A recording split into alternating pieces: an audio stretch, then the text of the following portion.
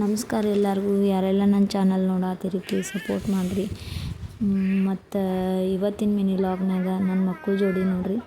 ಇವ್ರನ್ನ ಕಟ್ಕೊಂಡು ಅಡುಗೆ ಮಾಡೋದು ಅಂದ್ರೆ ಭಾಳ ಕಷ್ಟ ಐತಿ.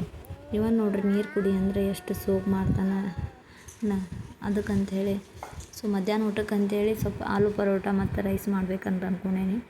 ಒಂದು ಕಡೆ ಆಲೂಗಡ್ಡೆ ಕುದಿಯಾಕಿಟ್ಟು ಅದಕ್ಕೆ ಮತ್ತು ಮೆಣಸಿನ್ಕಾಯಿ ಮತ್ತು ಸ್ವಲ್ಪ ಜೀರಿಗೆ ಉಪ್ಪು ಮತ್ತು ಕೊತ್ತಂಬರಿ ಹಾಕಿ ಸ್ವಲ್ಪ ಪೇಸ್ಟ್ ಮಾಡ್ಕೊಂಡು ಮತ್ತೊಂದು ಕಡೆ ಗೋಧಿ ಹಿಟ್ಟು ಸಾನಿಸ್ಕೊಳತ್ತೀನಿ. ಅದಕ್ಕೆ ಉಪ್ಪು ಮತ್ತು ಸ್ವಲ್ಪ ಮೊಸರು ಮತ್ತು ಎಣ್ಣೆ ಹಾಕಿ ಹಿಟ್ಟು ನಾದ್ಕೊಳತ್ತೆ. ಯಾಕಂದರೆ ಸ್ವಲ್ಪ ಚಪಾತಿ ಸಾಫ್ಟ್ ಆಗ್ತಾವ್ರಿ.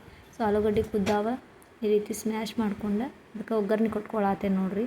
ಜೀರಿಗೆ ಮೆಣಸಿನ್ಕಾಯಿ ಪೇಸ್ಟ್ ಉಳ್ಳಾಗಡ್ಡಿ ಹಾಕ್ಕೊಂಡು ಸ್ವಲ್ಪ ಅರ್ಶಿಣ ಪುಡಿ ಮಸಾಲೆ ಹಾಕಿದ್ರೆ ಅದು ಆಲೂಗಡ್ಡೆ ಒಗ್ಗರಣೆ ರೆಡಿ ಆಗ್ತೈತ್ರಿ.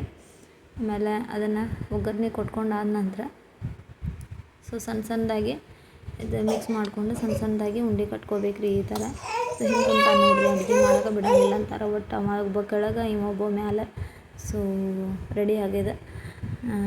ನೆಕ್ಸ್ಟ್ ಇವನ್ ಚಪಾತಿ ಉಂಡೆ ಥರ ಈ ಥರ ಮಾಡಿಕೊಂಡು ಸಣ್ಣದಾಗಿ ಸಣ್ಣದಾಗಿ ರೌಂಡ್ ಮಾಡಿಕೊಂಡು ಅದನ್ನು ಉಂಡೆ ಅದರೊಳಗೆ ಇಟ್ಕೊಂಡು ಚಪಾತಿ ಈ ಥರ ಲಟ್ಟಿಸಿ ಎರಡು ಕಡೆ ಎಣ್ಣೆ ಹಚ್ಚಿ ಬೇಯಿಸಿದ್ರೆ ಪರೋಟ ರೆಡಿ ಆಗ್ತಾವ್ರಿ.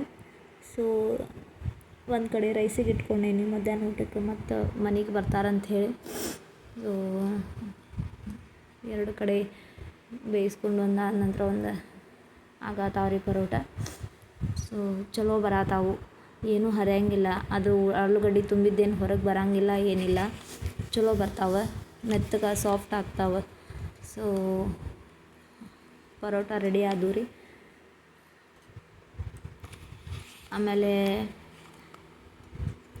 ನೋಡಿರಿ ಪರೋಟ ರೆಡಿ ಆದಮೇಲೆ ಕೊಡಕ್ಕೆ ಹೋದ್ರೆ ನಂಗೆ ಪರೋಟ ಬೇಡ ದೋಸೆ ಬೇಕಂತ ಕೇಳ್ತಾನಿವ. ಇಬ್ಬರು ಕೂಡಿ ಅಣ್ಣ ತಮ್ಮ ತಿನ್ಸಕ್ಕೆ ಹೋದ್ರೆ ತಿಂತೀನಿ ಅಂತ ಓಡಾಡ್ತಾರೆ.